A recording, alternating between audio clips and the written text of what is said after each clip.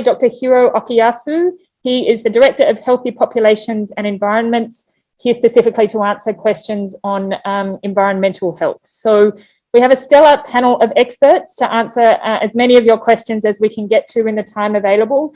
But first, as usual, I'm going to turn to Dr. Kasai to give some opening remarks and then a brief update on the COVID-19 situation in the region from Dr. Olawakure. So Dr. Kasai, first, over to you. Thank you very much, Angela. Welcome to journalists across the region who are joining us on World Health Day. Each year on 7th April, we use World Health Day to highlight an issue on which we need to work to achieve better health. During the last 2 years of COVID-19, we have learned a lot, especially that when health is at risk, everything's at risk. Health and people's lives and the broader well-being of the society are inextricably linked. Our health and well-being are also closely linked with the planet's health. The UN Secretary General labeled the report of the Intergovernmental Panel on Climate Change, IPCC report, as a code red for humanity. It is also a code red for health, because climate change affects health in many different ways. And if we don't take action today, we are risking our health in the future. And that is why the theme of this year's World Health Day is Our Planet, Our Health, which highlights the interconnectedness between our own health and the health of our planet. There's no denying that climate change is one of the biggest crises facing humanity today. It is also a health crisis. Countries and areas in the regions, particularly Pacific Islands, are on the front lines. Changes in rainfall patterns, rising sea levels, and increasing frequency and severity of tropical storms threatens access to fresh water, reduce the lands suitable for growing healthy food, and increase the risk of waterborne, vector-borne, and foodborne diseases. Extreme weather events such as drought, heavy waves, typhoons, floods, and wildfires are affecting people's health in various parts of the region. And in addition to that, global warming consequence of burning fossil fuels, the air pollution it generates poses a huge direct threat to health. It is very clear. The time to act is now. There's no single big solution, but the government, business, communities, and the individuals all have a responsibility to take actions to reduce climate change and environmental degradations, and thereby their impact on health. We must tackle this crisis together. The pandemic has also been a stark reminder of the importance of strong, resilient health systems. As we chart out way out of the current public health emergency, with the world's attention still on health, we in the health sector have an opportunity to contribute in two key areas. First, by building sustainable climate resilient health system, and second, by working with other sectors, using our voice to help strengthen the argument for broader actions to address climate change and environmental harm. While the health sector must contend with many of the problems caused by climate and environmental changes, it has relatively little control over the factors that cause these problems. Clearly, the sector outside of health are in the position to take the lead in reducing carbon emissions, but in the health sector, we can help them to understand or work together with them to understand that there are important co-benefits for health and for other sectors, and in doing so and in acting together. For example, building cities which promote active transport, encourage people to walk or cycle instead of driving, can lower air pollution with the benefits of respiratory and cardiovascular health. This would also result in higher levels of physical activities and helping to reduce the burden of non-communicable diseases. Now, in addition to these points about World Health Day, I also wanted to take the opportunity to take this opportunity of this press conference to provide an update of COVID-19. Let's begin with an overview of key numbers of the Western Pacific from our Director of Health Security Emergency, Dr. Babatunde Olobokure. Babatunde, please. Thank you very much, Dr. Kasai. So I'm going to thank you, distinguished guests, members of the media, good morning. So I'll share with you the COVID-19 situation in the WHO Western Pacific region. If we go to the next slide, please. So the next slide gives you an overview of the global situation, and you will see that this is dated as of yesterday, and so the information is accurate up until then. Now, what we can see is that on the left-hand side, so those of you who are familiar with this presentation, you will see on the left-hand side is the global picture, and each of those different colors represents a specific WHO region. And you will also see that what is the purple color, if you can see the purple color, which represents our region, is quite prominent towards the end, and I will touch upon that on the next slide. But on the right-hand side, you can see the various countries globally which are contributing the most to the upsurge in numbers that we are seeing. And this is driven mainly by Omicron across the world. And if we move to the next slide, please. So in the next slide, this focuses now or drills down into the Western Pacific region. And again, on the left-hand side, you can see the overall picture in our region. You can see that in the last several weeks, we have experienced a upsurge or an uptick in cases, which has been quite dramatic compared to our previous surges. And this is mainly because of the Omicron variant of the SARS-CoV-2 virus, which is much more highly transmissible than the previous variants that we have seen. And on the right-hand side, you can see the various countries which are in the top 10 within our region. And a number of those are experiencing those surges as a result of Omicron. Some are seeing a reduction in their surge now as they've gained more control and are being able to suppress transmission as a result of implementing a number of measures. And again, I will touch on those a little bit later. And we also have a number of our countries, of course, which you will not see on this particular slide. And those are the countries which are still yet to experience the encroachment of the virus in their country, and those countries are preparing to be ready to respond should the virus actually arrive when it does. So on the next slide, just give you an update for you on the key characteristics of the Omicron variant, which I'm sure most of you are familiar with by now, as this variant has been around for a little while. But if we go to the next slide, now the next slide talks about this recombinant forms of SARS-CoV-2 virus. And when we talk about recombination, what we're emphasizing is that there are two different virus strains which infect the same cell simultaneously and exchange genes between them.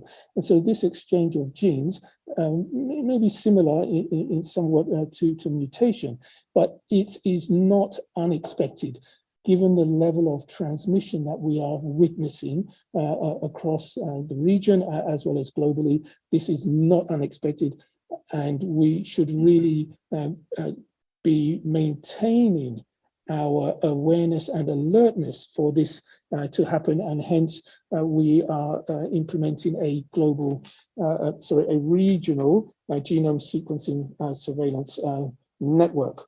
The next slide, so this slide shows you the surges that we will see are, we should anticipate surges. And in order to do that, what we are seeing as well is that our member states are moving from what used to be a contain and suppress approach to SARS-CoV-2 to a suppress and live with it approach to SARS-CoV-2. This, of course, does not mean that we give up on maintaining our alertness and our awareness and our ability to continue to prepare and respond, because there is the potential, as we have seen already, for recombination, and a recombinant variant may be more severe than what we are currently dealing with. And so this is very, very important. And so any actions that we take now should improve our readiness to deal with what we are currently responding to, as well as to prepare for the future. And my last slide here is just a number of takeaway messages for you with regards to SARS-CoV-2 and our situation. So we will anticipate future surges, because this virus, as long as it is somewhere in the world, it will continue to mutate, it will continue to evolve, and may continue to pose a threat to us. The recombinants that we have seen so far, variants that we are monitoring and continue to monitor, but currently there is no evidence of change compared to Omicron parent virus, and so therefore any measures that we are currently taking are effective as far as we know at this time. Member states moving from this acute pandemic response to sustained management of COVID-19, they're required to use the 5 key tools which were illustrated in the previous slide, and also the 3 pillars as a package, and therefore look at ensuring system change and the system adaptability. And so as we move forward from these 2 phases into this new phase, the emphasis now should be continue to learn and improve so that our systems maintain their alertness, government preparedness for potential surges, vaccination. We need to prioritize vaccination, especially for those who are most vulnerable, those who are at the greatest risk of infection, and this includes the elderly, the immunocompromised, as well as healthcare workers and other frontline workers. And we also now need to ensure that individuals take particular responsibility, as well as owners of various settings. And when I say settings, I'm referring to schools, healthcare facilities, factories, and businesses. And so we all have a part to play in this. And so therefore, I would suggest that if we want to suppress transmission at this stage, we need to work together in order to be able to do that. Thank you very much. Adi, back to you. Thank you very much, Babatunde. As you heard, some countries in our regions are now experiencing large Omicron drive surges, and others have passed their Omicrons, but continue to actively monitor and respond. And some Pacific Island countries and areas are dealing with their first community outbreaks, while others are still preparing for COVID's arrival. We know that the virus will not disappear soon, but we also know that working together, we can end this public health emergency. We have learned a lot over the past 2 years, including through Delta and Omicron surges, about how to protect the vulnerable, maintain the functioning of the health system, and adapt measures to enable societies and economies to function. Population-based measures are being eased in many places, but this does not mean countries are giving up on controlling COVID-19.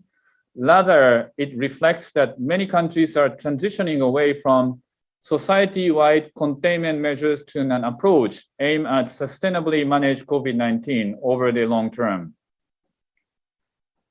We are able to do this because countries and areas in our region have used their response to Omicron to further develop and strengthen their system for suppressing transmissions of the virus. And we continue to learn from these experiences to improve and refine strategies for suppressing transmissions while resuming most normal social and economic activities. As a part of this approach, government, business, and communities and individuals all still have important and specific roles to play in contributing to the broader goal of suppressing transmission, especially to protect the vulnerable so that the societies can live with COVID-19. Now, government needs to go the last mile to reach every vulnerable persons with vaccines and refine the surveillance for the effective decision-making and ensure the health systems are arranged in a way to provide the services to those who need them and clearly communicate with business communities and individuals about what they need to know so that they can take the most appropriate actions. And decision makers who are responsible for workplace, business, events, and other gatherings and schools need to take actions to keep people in those settings safe. And at this stage in the pandemic, it is just as important as ever that as individuals, we all keep making smart choices and take the right actions to help suppress transmission and protect the vulnerable people around us. This means, for example, getting vaccinated and boosted as soon as it's our turn, and wearing masks in high-risk settings or when with the vulnerable people around you, and physically distancing if necessary, and to manage the risk in our own context. If we all do this, we can control transmission, reducing opportunities for new and more dangerous variants to emerge, protecting the most vulnerable people around us, and get back to living the lives that we all want. Thank you very much. Back to Angela. Thank you very much, Dr. Kasai and Dr. Olawakure. Let's dive straight into your questions. We'll get to as many of them as we can in the next 40 or so minutes. So the first question really follows on from the end of your remarks just then, Dr. Kasai. It's from Teresa Montemayor from the Philippines News Agency. And the question is, what conditions need to be met for WHO to officially declare the pandemic over? What will it take for these conditions to be met? We've had similar questions, a similar question from ABS-CBN News as well. Adi, over to you for that one, if that's okay. Thank you very much for that question. As I mentioned, it is unlikely the virus will disappear anytime soon. It will continue to mutate and surge. So it is not the virus, but it is a system that can sustainably control the COVID-19 repeated surge while avoiding a significant disruptions to the society. Our member states has been responding to the current Omicron surge with the system built on what they have learned in the past 2 years. And we have been observing they're managing the surge without exceeding or reaching the red line. The red line is a point that the number of severe cases exceed the capacity of healthcare. There are multiple conditions contributing in this, including, for example, one, a high vaccine coverage, and then two, maintaining the basic public health measures, and then three, they're introducing now the mitigations measure in the high-risk setting, including schools, to protect the people in that setting so that they can continue to operate, and of course, continue to increase the healthcare capacity. And with these systems and the tools, and if that makes that also people confident, we can end public health emergency. And what is most important is continue to strengthen this system by learning and improve so that we can best respond to surge and mutations, but also we can be prepared for the next pandemic. Thank you very much. Thank you very much, Dr. Kasai. Next question also from the Philippines News Agency, but with a similar question from Alison Jackson from AFP. Do you see a situation when people worldwide would need to have booster shots as a way of coping with the virus in an ongoing way? What does this mean for governments? I'm going to put that to Dr. Tran. Thank you very much, Angela, and thank you for the question. So what we know now, the immunity from the primary series of COVID-19 vaccine decreased by the 4 months, and after that, even more decreased after the 6 months. We know that the natural immunity from the COVID-19 infection does not last. And we also face the possibility of new variants arising, and we must be prepared for that. Given the waning protection for vaccination, we can foresee the booster dose being needed, especially for vulnerable groups, to prevent hospitalization, severe illness, and death. The booster dose are now part of vaccine rollout in most of the countries. In the Western Pacific region, 34 out of 37 countries and areas has introduced booster doses for priority groups, including healthcare workers, elderly, and as well as the general population. So as I mentioned, booster doses are important, especially for vulnerable and priority groups. But we also need to remember that there are many people, including the vulnerable population, like healthcare workers, elderly, and people with underlying condition has not received the initial primary series of vaccine. So we must stay focused on this and supporting countries to go to the last mile to reach those groups as the priority. So in order to go for the last mile, we should identify who are they, where are they living, and we need to pay extra efforts to reach them. So it is important to highlight the role of the strong and sustainable health system that can prepare for any eventuality.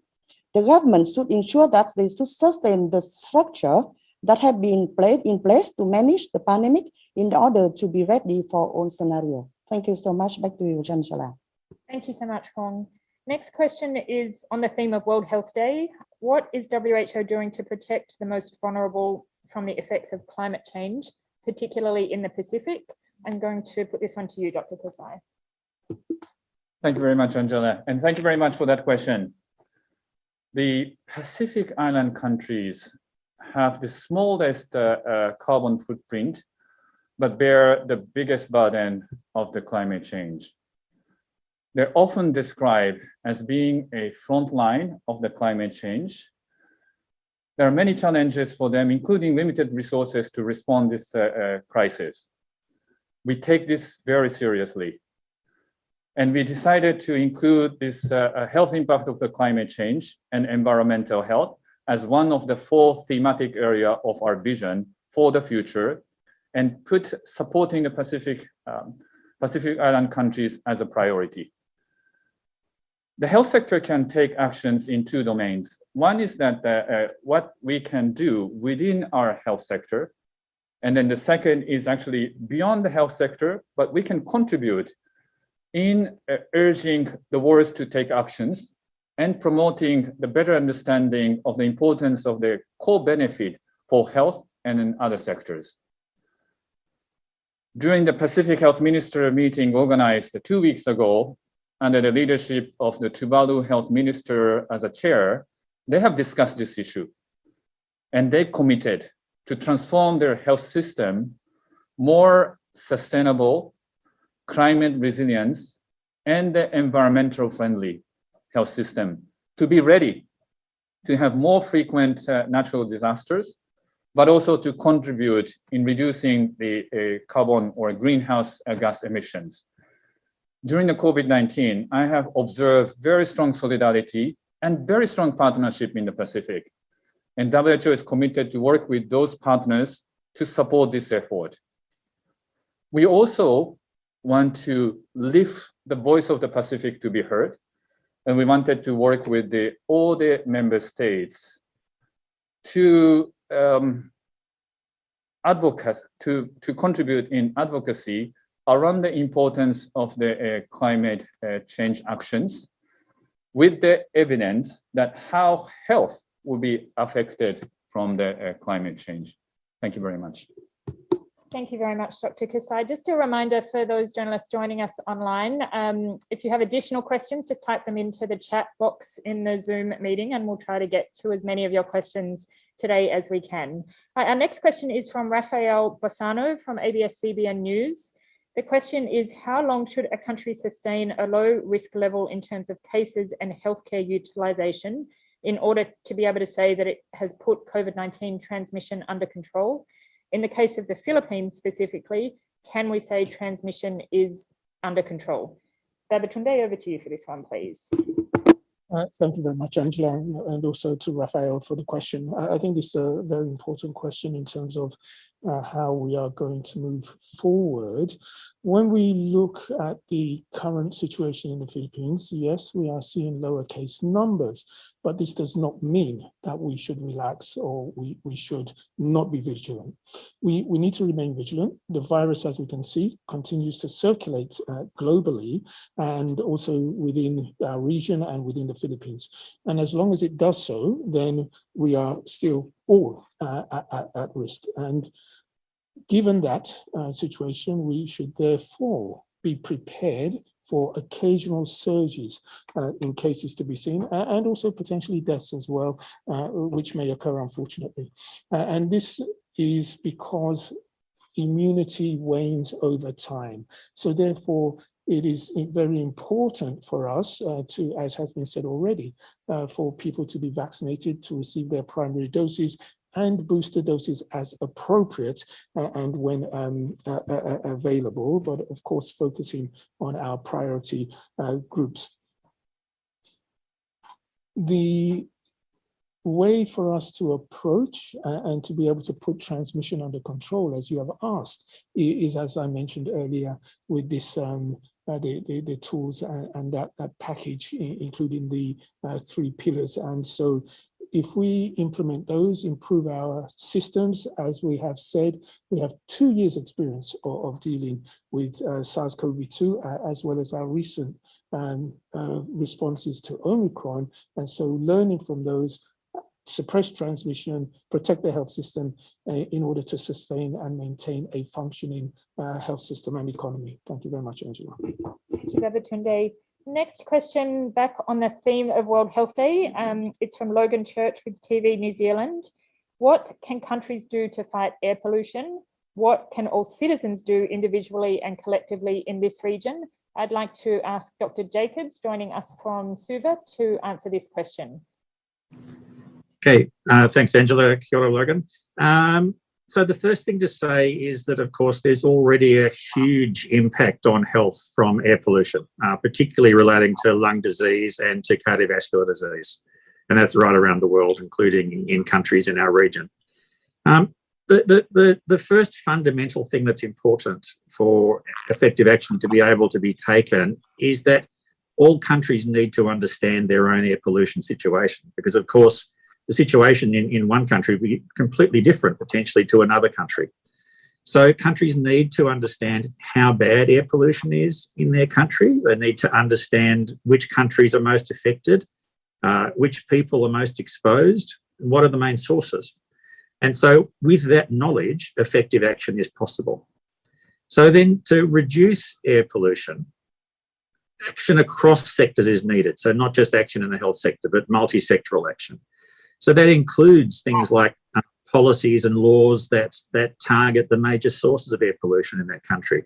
So whether that's about cleaner transport or energy efficient homes or power generation, industrial sources of air pollution, agricultural burning, or better local waste management. The other thing that's important not to lose sight of is that often we only think about the air pollution outside, but just as important is air pollution inside our own homes and inside the buildings that we work in. And so, you know, some of the things in some countries that'll be important for that will be things like using less polluting cooking methods, or for all countries, if people have to smoke, don't smoke inside. Now, communities also have a key role to play. But for communities to do that, they need good information. There needs to be good ongoing air quality monitoring. There needs to be regular public reporting from that monitoring, including warnings about periods of higher pollution, and advice on actions that families can take to protect their own health and also to reduce their own contribution to air pollution. So things like reducing their own private use of cars, not burning their household waste, not using solid fuel stoves, especially indoors, and not smoking, especially indoors. So thank you. Back to you, Angela. Thanks very much, Mark. Next couple of questions are from Red Mendoza with the Manila Times. First question, is the WHO ready to call COVID-19 an endemic virus? What are the requirements for WHO to consider COVID-19 as endemic? We had a similar question from the Hong Kong China News Agency, and this one is for Babatunde. Thank you very much. Thank you very much, Angela, and also to those who've asked this particular question.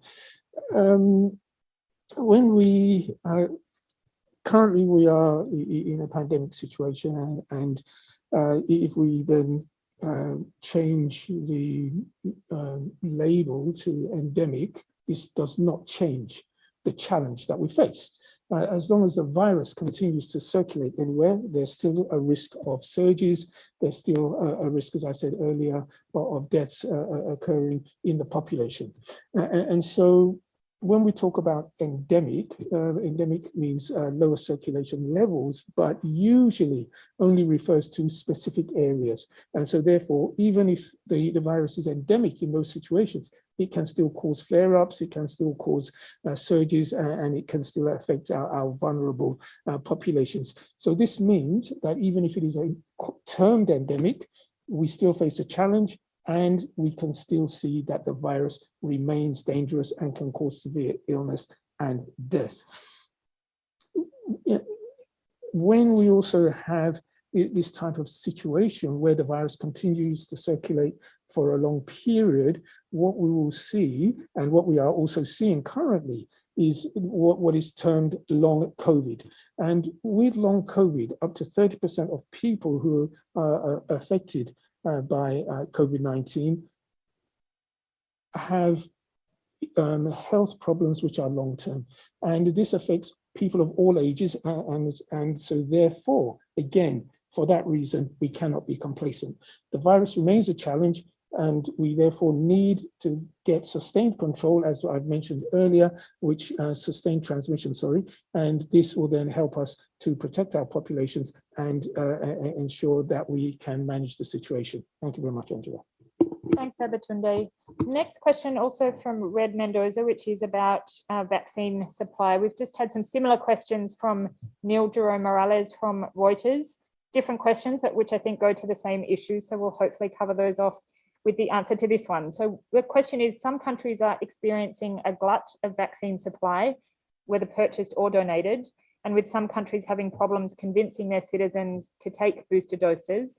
Will WHO allow these countries to donate some of their vaccines to other countries who still need supply in order to reduce vaccine wastage? Over to you for this one, Dr. Tran. Thank you very much, Angela. So there are two ways in which countries can share the vaccine with others. The first, through bilateral arrangement between the two countries. The second should be through Kovacs, which can be facilitated by WHO and Kovacs partner, who then deploy vaccine to the countries who are most in need. Vaccine supplies and distribution are no longer the major issue in our region, although there are still no challenges in other parts of the world. There are some important considerations on dose sharing and redeployment of vaccine. There is a need for a strong system for good planning, coordination, logistic arrangement, and demand from the communities. And then the donated vaccines should have met the regulatory requirements and adequate shelf life to ensure the recipient countries will be able to use the donated vaccine effectively and safely. WHO is working closely with member states to carefully prepare for their plans and facilitates the dose sharing process to ensure that the countries are using vaccine effectively and avoid wastage of vaccine, and at the same time allow the recipient countries to have a sufficient time to utilize these donated vaccines.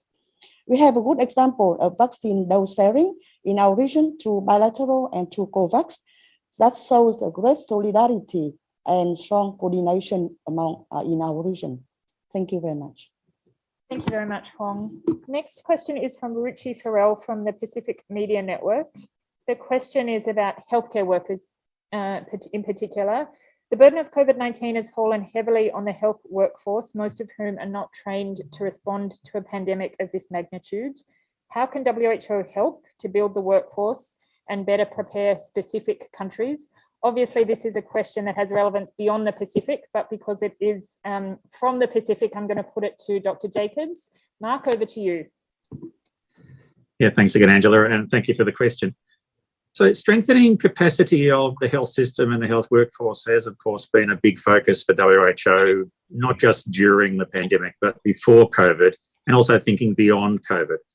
And of course, that work isn't just about training. Training is an important part of that, but it goes well beyond just thinking about training. So during COVID, the focus has been really on helping countries ensure that their workforce has got the knowledge they need, the skills they need, the systems they need, the tools they need, and the equipment they need to provide quality, accessible, and safe care. And there's been not only a lot of work being done on this by WHO with countries, but a lot of support from partners around the region and around the world for that work. So strengthening this capacity in countries, of course, isn't just important for the COVID response. It also strengthens the health system and the health workforce more broadly. And that is going to benefit the care that they're providing and will provide on a whole range of health issues into the future. And one of the key ways that we'll do this together is taking a learn and improve approach to our work. So working with countries on this will keep being central to WHO's work in the Pacific and across the broader region. So thank you, and back to you, Angela. Thanks very much, Mark. Next question is from Sophia Tomacruz with Rappler. We've had similar questions from CNN Philippines and GMA News about Omicron XE. We know there's a lot of interest in this topic. Can you tell us more about Omicron XE and what is known so far? How does WHO assess its possible impact on the landscape of the pandemic? Are there specific interventions countries should be taking or outcomes that they should be anticipating? This one is for you, Babatunde.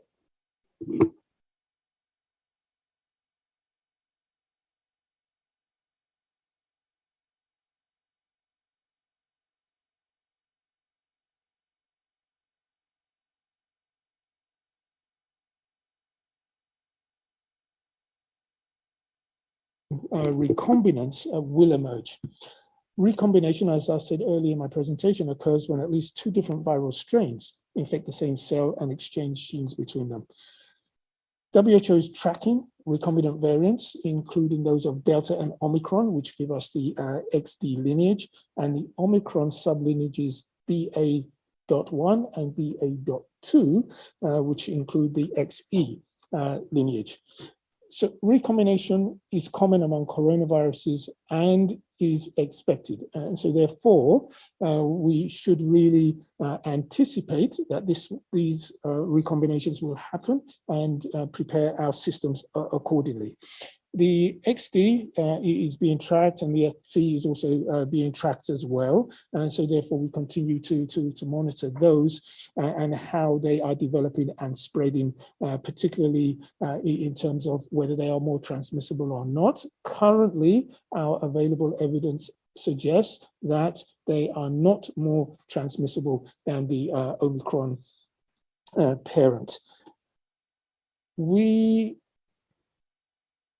need to continue to assess the public health risk which is associated with these recombinant variants, because they have the potential, as I said earlier, to provide us with a greater challenge, as they could be more severe. They could result in a recombinant variant which evades our use of vaccines and other measures. And so therefore, we need to be vigilant, we need to continue testing, and we need to continue to identify any unusual events, any surges as quickly as possible, and share that information so that we can end this phase of the pandemic. Thank you very much, Angela. Back to you. Thanks very much, Babatunde. Next question is from Peter Blaser with Reuters, and we've had similar questions from Marianne Benitz from The Standard in Hong Kong, and as well as the Hong Kong China News Agency. And the question is about China. What does WHO think about China's very strict containment policy that focuses on the total number of infections and isolating all cases including asymptomatic people, while the rest of the world largely focuses on severe cases and reducing deaths? I'm going to put this one to Dr. Kasai.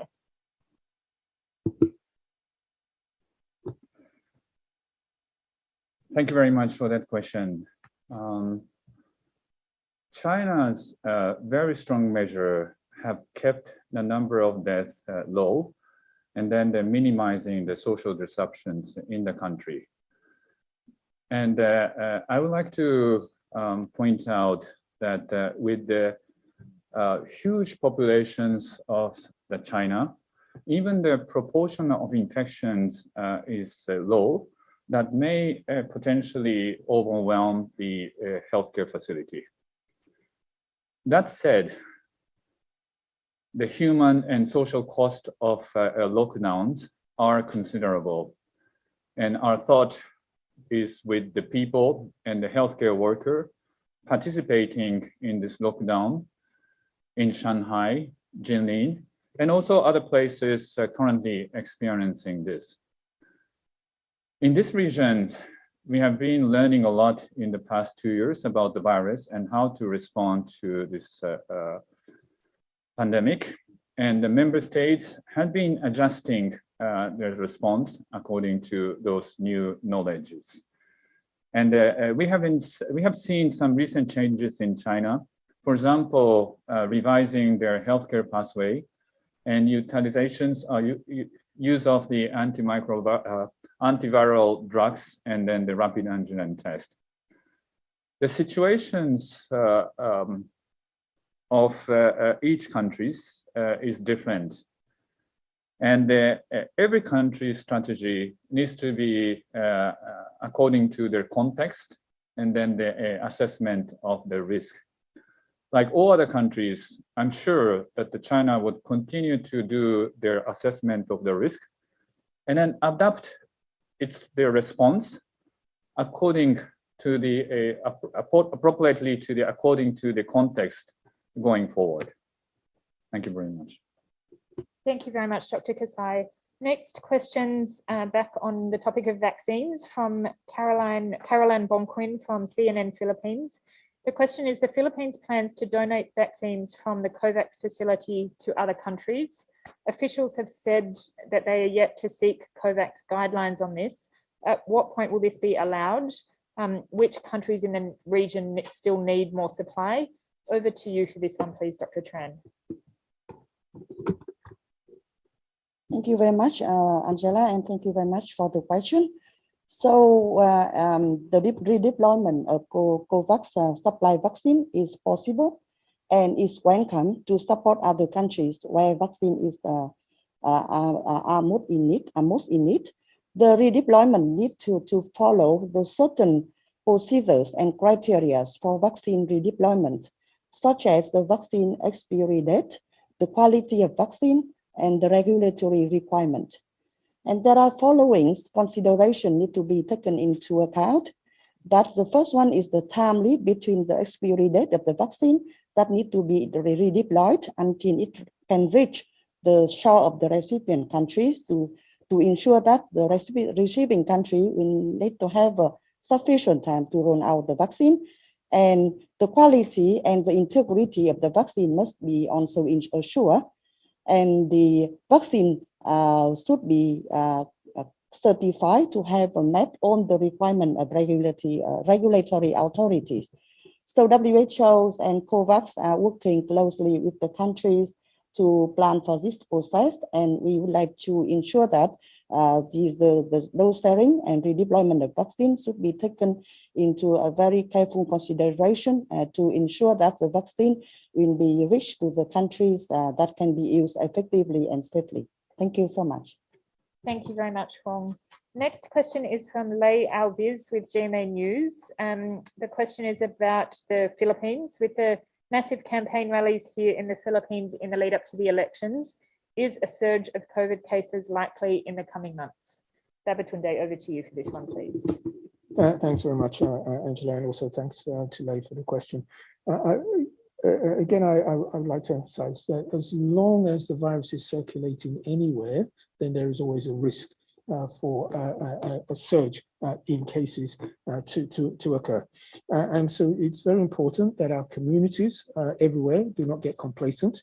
And with the major activities coming up, including religious events and elections in the Philippines and elsewhere in the region, we really need to be prepared to see surges occurring, and also for ourselves, individuals as well as owners of these events, to really prepare and ensure that they take measures to suppress transmission.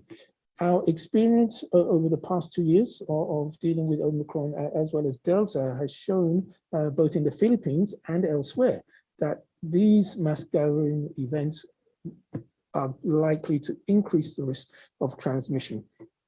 And so individuals, they need to, if they're going to attend these events, they need to make smart choices, and they need to take the right actions appropriate for each context.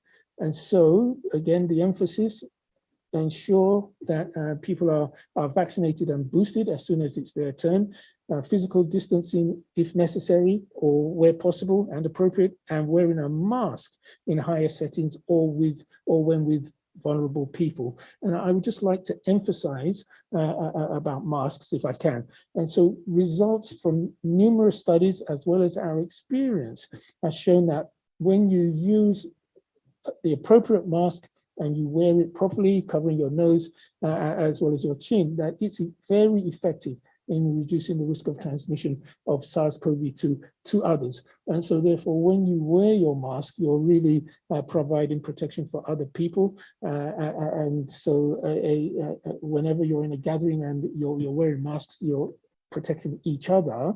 And so the cumulative effect of that helps us to suppress transmission. And so therefore, this shows that all of us have a responsibility to make the right decisions based on the setting in which we are intending to go to. Thank you very much, Angela. Thank you very much, Babatunde, but don't relax, because I'm about to come back to you with another question on variants, this time from Judy Kwan from the Hong Kong China News Agency. Apart from the known variants, what other variants of COVID-19 do we anticipate in the future? What will be the direction of the mutations? Will they become more or less virulent? And how about infectivity? Babatunde, back to you. Thanks very much, Angela. Thanks very much to Judy for that very important question. So emphasis again is on continued circulation of this virus. As long as this virus continues to circulate, we are still at risk. And again, as long as the virus continues to circulate, it can evolve, it can mutate, and it can then throw up variants of concern, which may be more severe or maybe more transmissible, or may evade therapeutic measures, measures such as vaccines or any available drugs.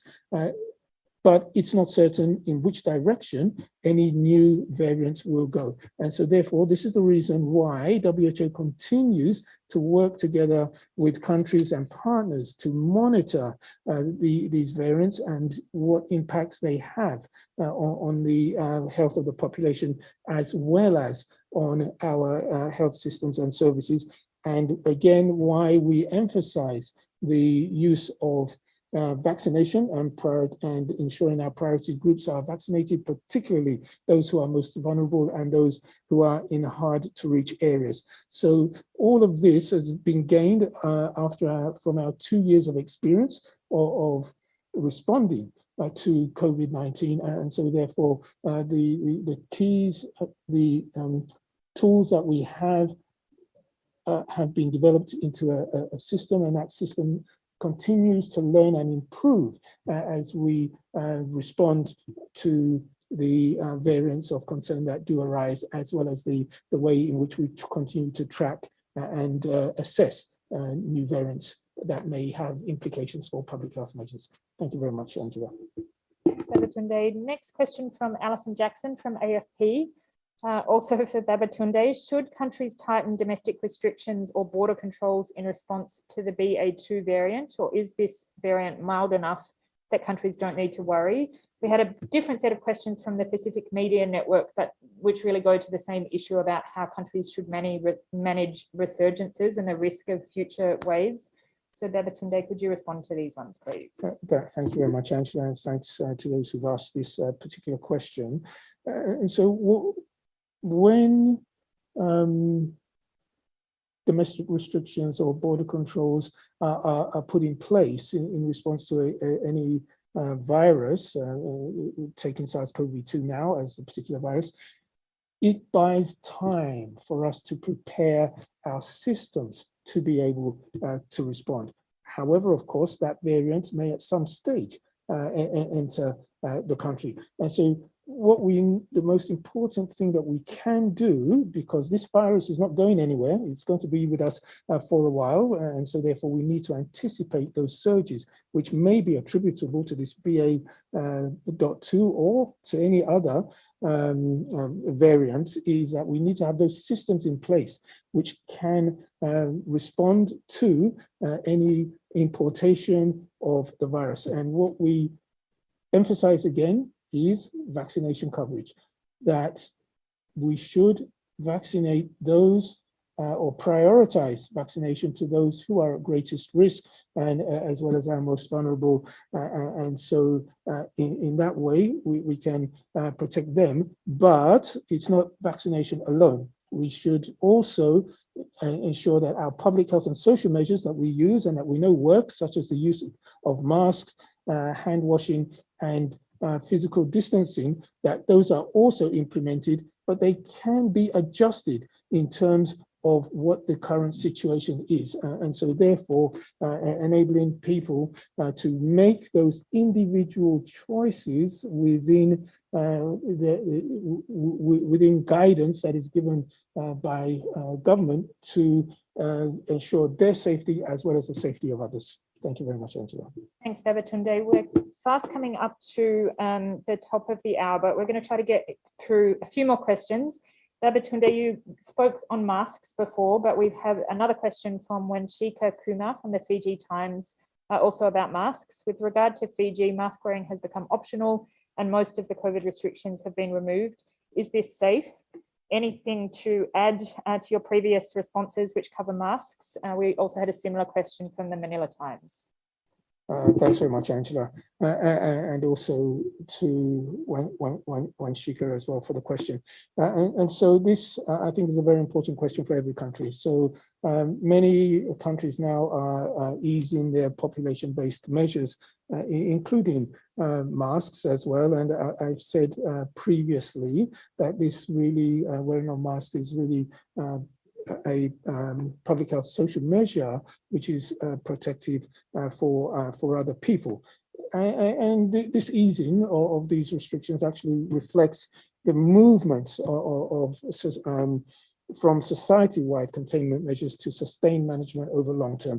And as I said in my presentation, that sustained management over the long term will require a lot of individual choices and making smart choices based on their individual risk assessment. And so what we are looking for is that individuals, decision makers responsible for workplaces, businesses, events, and other gatherings, and schools need to take action to keep people in those environments and those settings safe. And when we talk about this is not just about Fiji, it's for every country.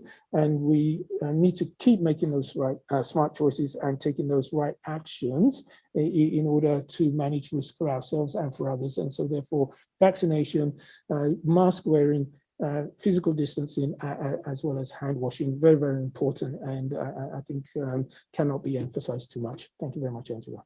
Thanks, Babatunde. Next question is from Gurley Lanau from the Deutsche Press Agency, and it is back on vaccines, specifically vaccine coverage in the region. How would we describe vaccination coverage in the region right now? Is it enough to protect the region from a new wave of new variants? And is vaccine equity still a concern? Dr. Tran, back to you for this one. Thank you very much, Angela, and thank you for the question. So despite the equity challenges that are happening in other parts of the world, the vaccine supply and distribution are no longer the major issue in our regions. Most countries and areas in our region, including low-middle income countries and Pacific Island countries, are now in relatively good position on vaccine accessibility and availability. As I mentioned in my previous response, WHO has set up a close coordination mechanism with Kovacs and donor countries to facilitate the supply of vaccine in our region. Our goal of vaccination to prevent severe illness, hospitalization, and death due to COVID. To achieve this goal, it is essential to protect the vulnerable population. So for this reason, WHO is encouraging countries to measure the coverage of the most vulnerable groups. So our region have now vaccinated a high proportion for the most vulnerable and broader eligible populations. Almost all the countries and areas, 36 out of 37 countries and areas in our region have a fully vaccinated for healthcare workers, and 23 out of 37 countries and areas have a fully vaccinated for the elderly. So we are aiming at achieving 100% of coverage for elderly population and other vulnerable groups in our region. So looking broader at global level, sadly, there are still the major equity issues that, for example, in 23 African countries, only 1 in 4 elderly people have received a full course of vaccine. So we must ensure that people everywhere to receive their primary vaccine doses. And also we pay particular focus on reaching the most vulnerable groups and achieve the last mile in vaccination. Thank you very much. Thanks very much, Dr. Tran. We are almost out of time, but we want to squeeze in one last question, and it's back on the theme of World Health Day, specifically focusing on climate change. The question is from Nina Bandari from SciDev. What are the main hurdles in achieving climate change targets, despite the urgency? Are governments in the region recognizing that climate change is the single biggest threat to the planet and to health, or is politics stymieing progress towards reducing climate change? I'm going to throw back to Dr. Jacobs, our climate change lead on this one. Mark, over to you. Okay, thanks, Angela, and thank you for the question, Nina. Just briefly, I think for me, the fundamental challenge is how to move beyond the rhetoric and towards actual practical action. And I think key to that is understanding and feeling that action isn't just needed, but action is also possible. And also added to that, that we don't just need to optimistically wait for someone else to come up with a big solution to this. We can and should all be taking our own steps to reduce our own contribution to climate change as individuals, as families, as communities, and as countries. And having taken one step, take another, then another, and then another today and tomorrow and into the future. So thank you. Thanks very much, Mark. Couldn't think of a better note to end a World Health Day press conference focused on climate change with, so thank you very much for that. We are out of time. I hope we've been able to cover most of your questions. If we haven't, if there are still burning questions that you don't have an answer to, please reach out to the team here and we'll do our best to get back to you. You are also all welcome to join us for our online World Health Day event starting in exactly 1 hour from now. I think you've all received the connection details for that. If you haven't got them, please again reach out to the team here and we'll shoot them over to you right away. Thank you so much for being here. Thanks for sending in all your questions. It's always a pleasure to see you all online. Happy World Health Day and see you next time. Thanks very much.